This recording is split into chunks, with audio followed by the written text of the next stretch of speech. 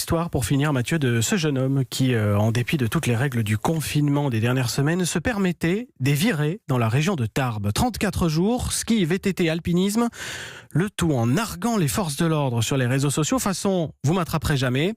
Eh ben si, les policiers l'ont attrapé, condamnation 300 € pour outrage. Et la satisfaction du capitaine Jean-Marc Bougy, chef du peloton de haute montagne des Hautes-Pyrénées. Tous les jours, il a posté des photos d'alpinisme, d'escalade, de VTT, de bivouac en montagne. Tout était accompagné de propos très irritants et surtout outrageants. On a d'abord réalisé un travail d'enquête et ce petit travail d'enquête nous a permis d'extraire une identité, puis une adresse, puis un véhicule.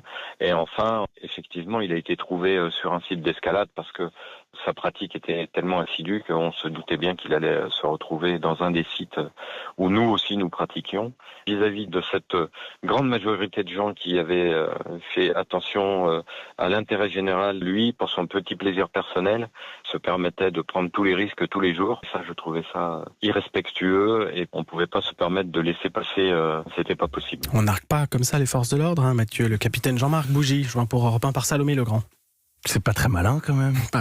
Non, il aurait pu tout simplement, au-delà du fait que c'était pas bien, qu'il fallait rester chez Ne soi. donnez pas de mauvaises mais vous idées. n'êtes pas obligé de narguer. Enfin ça c'est voilà. Quand on se croit plus fort, au bout d'un moment, on se fait attraper.